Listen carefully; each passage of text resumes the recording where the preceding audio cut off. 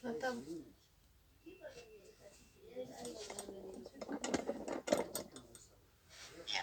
bueno, buenas noches. Vamos a empezar nuevamente con el tema del día de hoy, enfermedad de reflujo gastroesofágico. Un tema muy frecuente, ¿no? Muy frecuente en pediatría, ¿no? Sobre todo en los lactantes menores cuando hacemos el control, en los primeros meses de vida. Como dice ahí la diapositiva, es un movimiento anormal retrógrado del contenido gástrico hacia el esófago, ¿no? Considerando que, obviamente, el esfínter esofágico inferior aún no es competente en los lactantes menores, hasta más o menos los 6, 8 meses como que esperamos que se vaya controlando, ¿no? Como que ya se hace competente y pues ya deja de presentar episodios de reflujo gastroesofágico. Pues, ¿qué hay que tener en cuenta, no? ¿Qué hay que tener en cuenta al valorar a estos pacientes?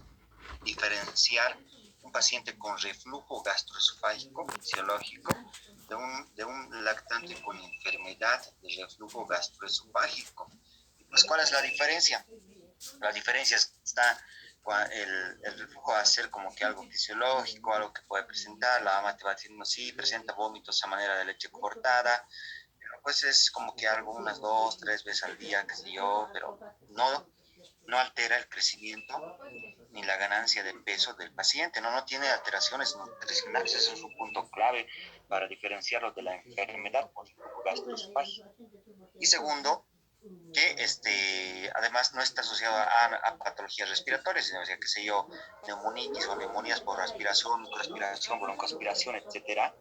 Pues la asociación a una enfermedad respiratoria asociada al reflujo, pues ya estamos hablando de una enfermedad de reflujo gastroesofágico, ¿no? Entonces, hay que tener muy en cuenta eso. Generalmente en la otra va mejorando la lactancia en el reflujo gastroesofágico, la técnica de lactancia, pues mejora, ¿no? Mejora y pues no en ningún momento se descontinúa la lactancia materna como tal, solamente mejorando la técnica se logra como que controlar este proceso, pues si no necesita tratamiento médico, ¿no? Bueno, hablando ahora sin contexto de la enfermedad de reflujo gastroesofágico, es una enfermedad frecuente, como les había dicho, generalmente en los lactantes menores, pero puede presentarse a nivel de todas las edades, es un momento retrógrado del contenido gástrico hacia el esófago por la incompetencia del esfínter esofágico inferior. Y pues es patológico cuando ahí está mencionado, ¿no? Episodios frecuentes y persistentes de vómitos, alteraciones nutricionales, síntomas esofágicos o esofagitis, secuelas respiratorias o enfermedades respiratorias, la pobre ganancia de peso, etcétera, ¿no? Y pues dentro de la fisiopatología del reflujo de la enfermedad de la duración, tiempo de evolución, cuánto tiempo la irritabilidad, vómitos, la causticidad del reflujo ocasiona mucha irritabilidad, la susceptibilidad de repente tiene alguna patología asociada, paciente con antecedentes de atresia esofágica, estenosis esofágica, etcétera, ¿no? Ver la barrera antirreflujo, cómo están valorados los pilares del diafragma, las válvulas de la unión gastroesofágica, que como las había mencionado, se van a ser competentes recién a partir de los 8 meses de edad más o menos, ¿no?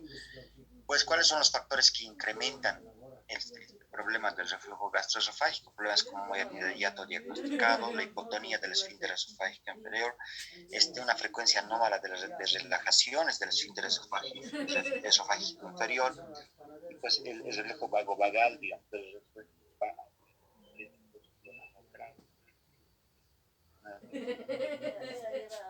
de las patologías enfrentes, ¿no? Que pueden estar condicionados a esta patología, ¿no? Después la relajación transitoria, para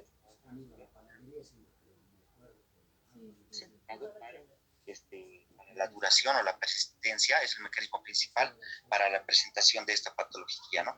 Recordando que la presión más o menos está de menos de 0 a 2 milímetros de mercurio y pues dura más de 10 segundos esta relajación transitoria y pues generalmente tiende a iniciarse a las 26 semanas de gestación. El principal estímulo es la distensión gástrica, ¿no?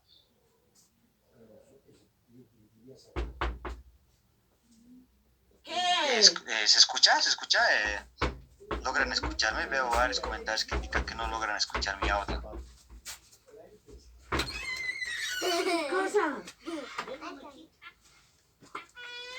¿Ahora se escucha normal?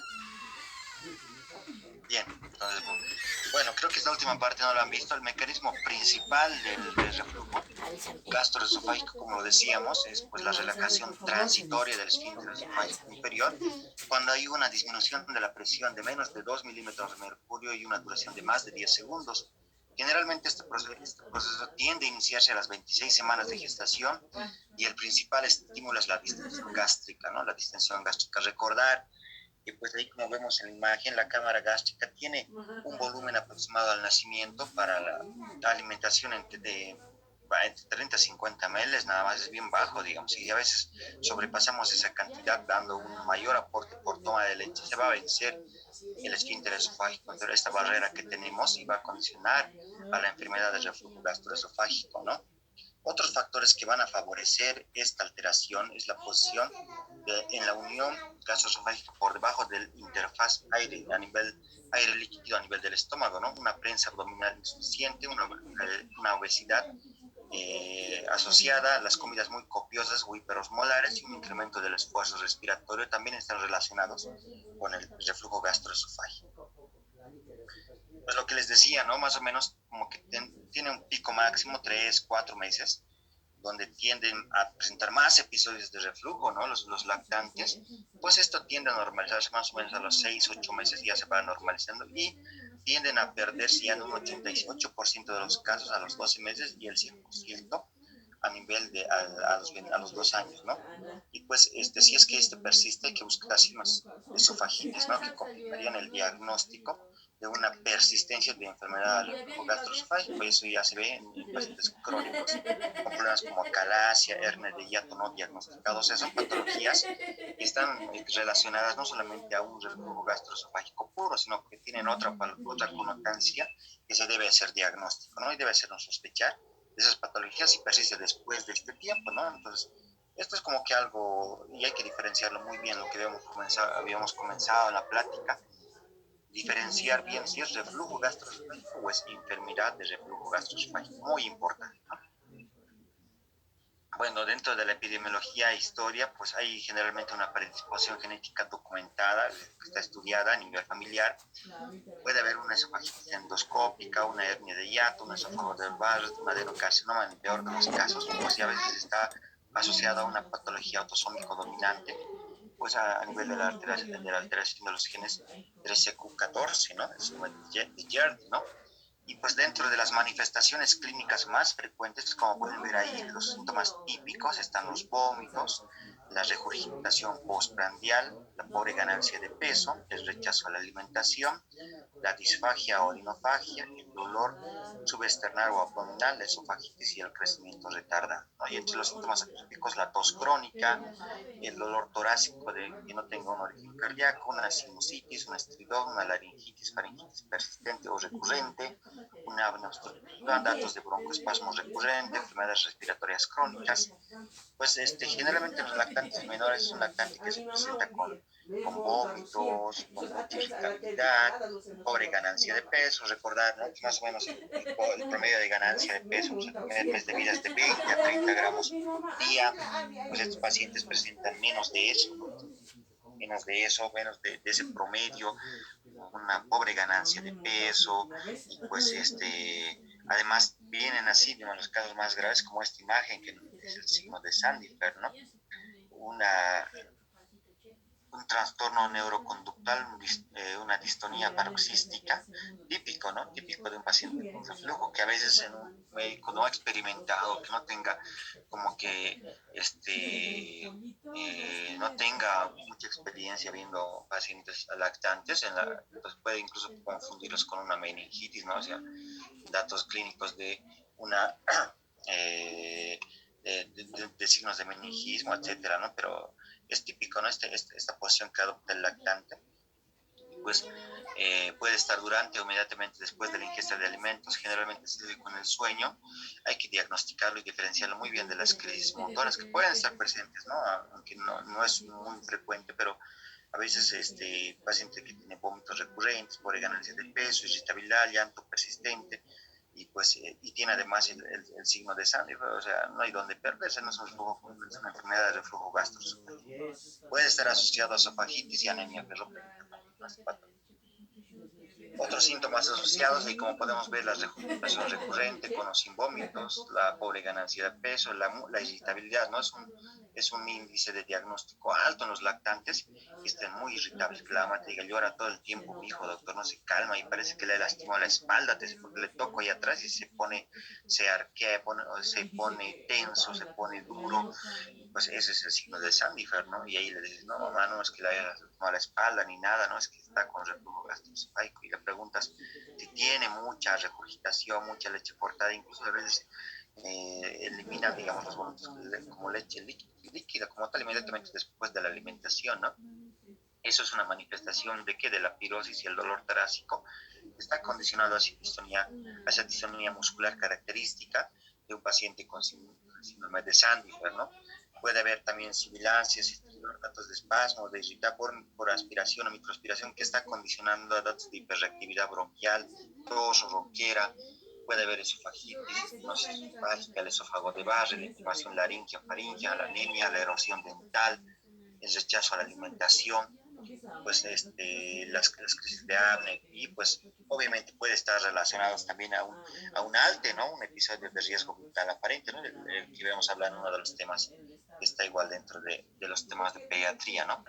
Y bueno, para hacer diagnóstico recurrimos, ¿no? A los medios con contraste complementarios, son de elección para ver un estudio contrastado idealmente. Actualmente, bueno, se hacen estudios contrastados con contrastes hidrosolubles, urografina, digamos, es el más empleado, pues ya no se hace mucho con bario, ¿no? Se hace mucho con bario. ¿Por qué? Porque a veces estas patologías, Dios no quiera, pueden estar relacionadas con una fístula traqueosofágica, broncoesofágica, pues ahí digamos como que estamos en problemas porque el bario es muy irritante, puede ocasionar una mediastinitis terrible, una neumonitis química, una mediastinitis química brutal.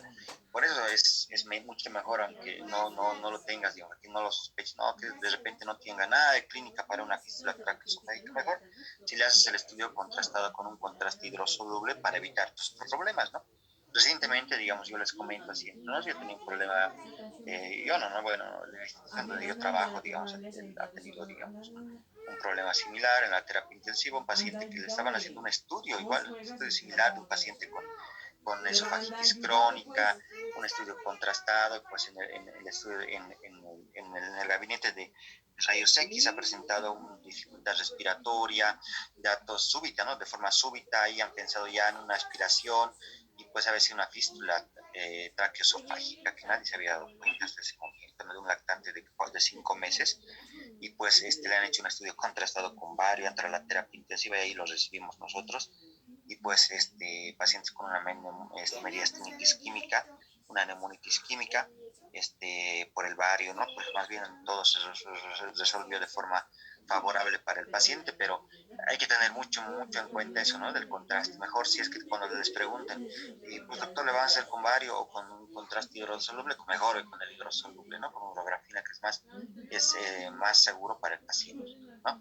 Ver la radiografía con contraste también nos puede aclarar otras sospechas diagnósticas como la calasia, la estenosis, la hernia, la obstrucción intestinal o del estómago, ¿no?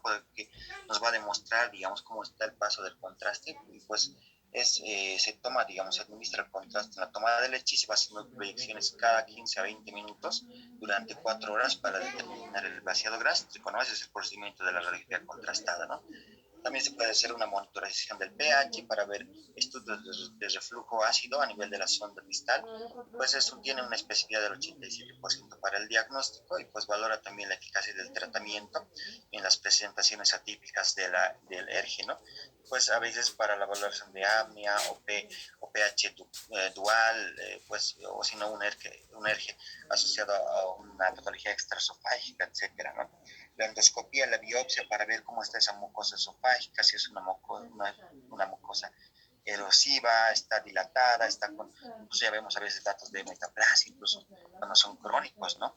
O ver, digamos, un esófago de Barre, de hacer diagnóstico, para eso nos sirve, digamos, la endoscopía con la biopsia, ¿no? La gamografía con magnesio para ver, digamos, la aspiración y el vaciamiento gástrico retardado, también es un medio de diagnóstico asociado, ¿no? y pues la impedanciometría de imagen nos va a ver, digamos, igual cómo está la función del esófago, el aclaramiento del volumen, los patrones motores a nivel del esófago, si es que está asociado a síntomas respiratorios, etcétera, ¿no? Pero generalmente el diagnóstico de esta patología es clínico, ¿no? No es como que vas, digamos, a hacerle un estudio contrastado a todos los pacientes con alergia, no le voy a pedir un estudio contrastado, una pH-metría, una endoscopía, una gamografía, no, no, es el diagnóstico es clínico, ¿no? De estos pacientes, ¿no? Lo que les decía, ¿no? Para el abordaje de esta patología, ver si el paciente tiene, digamos, un eje fisiológico, ¿no? Ve la historia, qué tipo de reflujo es, el examen físico está normal, pues nada, ahí no, nada, solamente las medidas higiénico-dietéticas, de repente recomendar la lactancia en una posición en posición Fowler o semi-Fowler, etcétera, ¿no? Ahí nada más, digamos, pues si es que no existe la remisión del cuadro, de repente ir a valorarlo o referirlo al gastroenterólogo pediatra. Y pues si es que no, digamos, y digamos solamente hacer el control, si es que después de los 18 meses no ha habido resolución, bueno, recién mandar, ¿no? Porque realmente son pacientes que tienden a la resolución y pues no necesitan mayor abordaje, ¿no? Ver el reflujo gastroesofágico típico, paciente con irritabilidad, fallo de medro, que no esté ganando nada de peso, alteraciones del sueño, etcétera, ¿no? Ver también un eje complicado con esofagitis, un esófago de barro, de repente una presión mágica, etcétera, ¿no? Y un eje atípico donde ya tiene problemas respiratorios, un alto riesgo para la vida, tiene apneas persistentes, pues ahí de repente, o problemas otorrinolaringológicos, faringitis, laringitis, sinusitis, repetición, etcétera, ¿no? El tratamiento obviamente es con un inhibidor de bomba de protones de 1 a 2 miligramos kilogramo de omeprazol a 2 dosis durante 2 a 3 semanas como una prueba terapéutica, ver la impedanciometría, ver la pHmetría, ver la endoscopía para valorar lesiones asociadas a nivel del esófago. Pues generalmente el tratamiento está relacionado con un protector, con un procinético asociado a un protector gástrico, pues, y de repente si es que no mejora, ya valorar, digamos, y hacer el tratamiento quirúrgico, que ya sería, digamos, el de, ¿no? Ahí está, ¿no? Diagnósticos estudios contrastados, el libro dice vario, ¿no? Pero ya les he comentado qué es lo que yo pienso respecto al vario, la pHmetría, la endoscopía, la laringotraqueobroncoscopía también para hacer medios diagnósticos, sobre todo para ver otras patologías o confirmar, digamos, qué sé yo, algunas dilataciones anormales, acalasias, fístulas, etcétera, ¿no? Y pues la determinación de pepsina en las secreciones traqueales igual es como que algo, un medio de diagnóstico muy útil, pues no hay donde perderse si tú encuentras pepsina en la secreción del traqueal, pues no hay donde perderse, entra con el reflujo gastroesofágico, ¿no?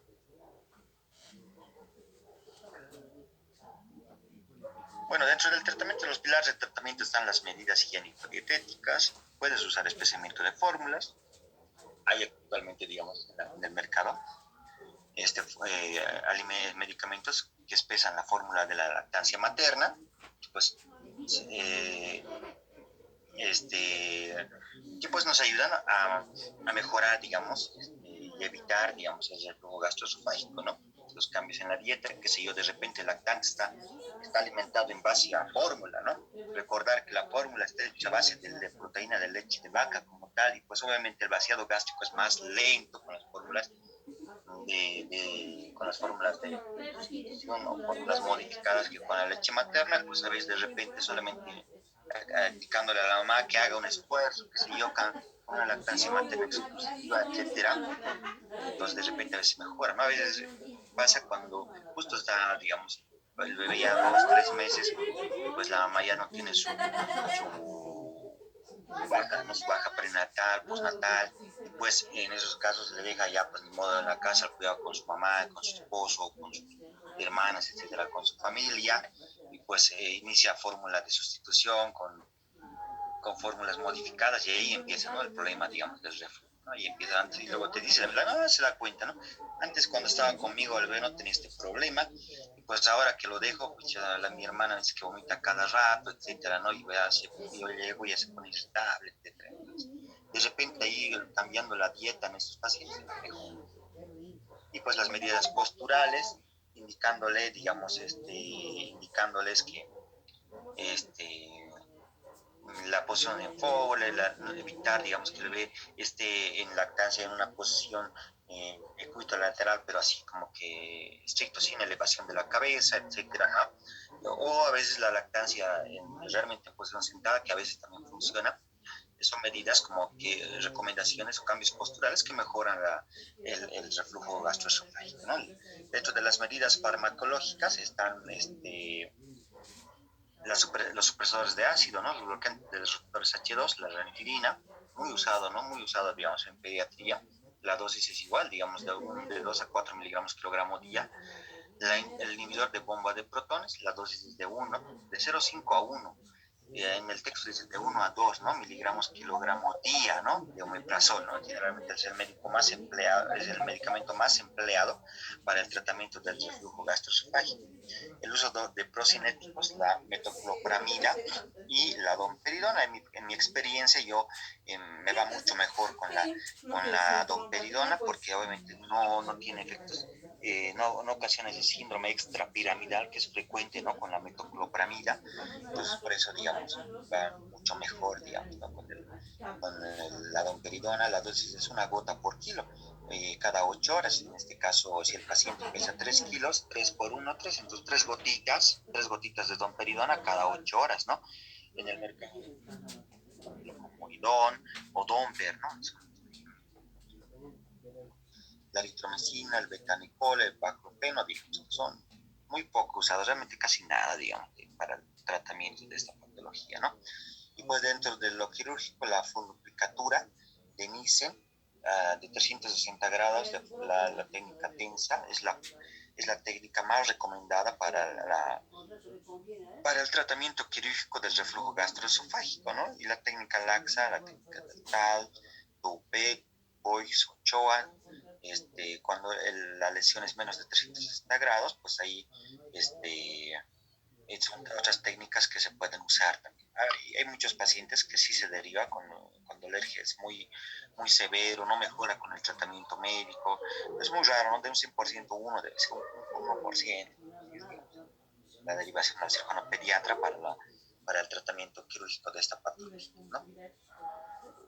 Pues para los antagonistas de los receptores de histamina 2, la cimetidina, ranitidina, famotidina,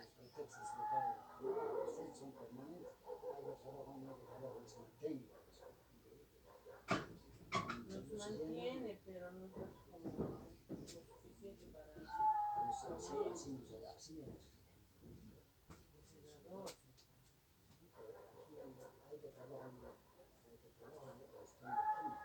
pero nos debes de mantener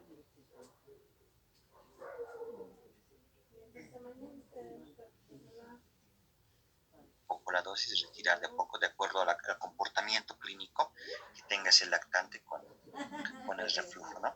El inhibidor de bomba de protones, el omeprazol, el más usado, la lansoprazol, pantoprazol, con otros medicamentos también, son más potentes, actualmente están muy en boga. ¿Por qué? Porque actualmente hay varios estudios que indican que más bien predisponen a una sobreinfección por otras bacterias, una predispone a bacterias más patógenas, causan mucha alteración o mucha mutación o metaplasia de la mucosa a nivel del antro gástrico y pues del esófago. Entonces, por eso como que ellos, digamos, no usan bastante, digamos, el inhibidor de bomba de protones para el inicio, ¿no? Pero está, digamos, documentado.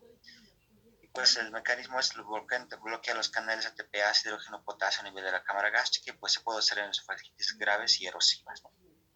Los procinéticos no afectan la relajación transitoria del esfínter esofágico inferior, mejoran el vaciamiento gástrico. La metoclopramida, un antagonista de los receptores de la serotonina, y pues hay que ver eso, ¿no? Lo que dice ahí la diapositiva, los síntomas extrapiramidales. Por eso bastantes médicos no los usan por esto. ¿Y cómo te das cuenta en un lactante menor que está recibiendo metoclopramida, una dosis como que prolongada, un tiempo prolongado, pues empieza a tener más irritabilidad, o sea, hay un cuadro de mejoría y de repente hay un cuadro ya empiezan a empeorar con más llanto, pues empiezan a tener a veces vómitos y dice, ¿qué onda? Estaba yendo muy bien con el medicamento y ahora otra vez es el reflujo, está viendo una recaída, ¿qué ha pasado acá? Y a veces solamente son los síntomas extrapiramidales que tiene el paciente, ¿no? El betanecol, un agonista colinérgico, aumenta las secreciones salivales y bronquiales. La eritromicina, que es un agonista de los receptores de la mutilina, pero obviamente es muy poco, casi nada, ¿no? Se usa, digamos, en pacientes con gastroparesia, pero en pediatría, mi experiencia, casi nunca, ¿no? Nunca, ya no usamos ni para infecciones, ni para análisis, ni como antimicrobiano, nada, ¿no? La eritromicina.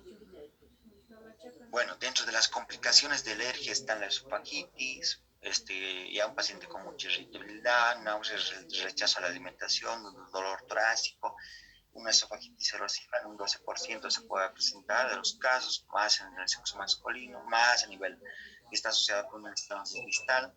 El esófago del Barrett es una metaplasia del epitelio escamoso acilíndrico intestinal, una alteración a nivel de la mucosa precursora del adenocarcinoma, que afortunadamente es muy infrecuente en pediatría, se ve más en varones de raza blanca, y pues se ve cuando hay una alergia de mucha duración y tiene frecuencia y gravedad muy severas, ¿no? Dentro de las complicaciones nutricionales está el retraso del crecimiento, el fallo de Medro, ¿no? Que hemos mencionado, la alteración a nivel de la alimentación enteral o parenteral, digamos, vas a tener que a veces recurrir a la instalación de sondas o nutrición parenteral para mejorar la nutrición de estos pacientes. Pues en una alergia típica vas a ver pacientes con síntomas clínicos respiratorios atípicos, porque hay contenido del contacto gástrico con la mucosa del epitelio respiratorio, ver eventos de aspiración, microaspiración, penetración a nivel de la laringitis recurrente. Puede estar asociado a asma en un 50% de los casos, pues generalmente el tratamiento es prolongado con el inhibidor de bomba de protones de 3 a 6 meses en estos casos, ¿no? El apnea y el estridor, el 50% de pacientes puede estar relacionados con alergia, puede haber el ALTE, ¿no? Y está asociado, digamos, el riesgo para la vida del lactante, puede estar relacionado a un laringoespasmo severo secundario, al reflujo gastroesofágico que ha condicionado un cuadro obstructivo inflamatorio por un reflejo normal e intenso a nivel de la mucosa laringia que condiciona datos de un laringoespasmo muy severo que puede condicionar incluso la muerte del lactante, ¿no? Si es muy severo, digamos, el cuadro. También puede condicionar una laringomanasia y pues puede también estar relacionados, digamos, con una neumonitis, ¿no? El grupo espasmódico, grupos recurrentes, sobre todo en niños mayores, ver datos de laringitis como disfonía, apatía vocal, la carraspera, una tos crónica, una faringitis, botitis o sinusitis de repetición, pues va a haber, digamos, edema y hiperemia a nivel de la mucosa, ¿no? Pues dentro de las complicaciones también está el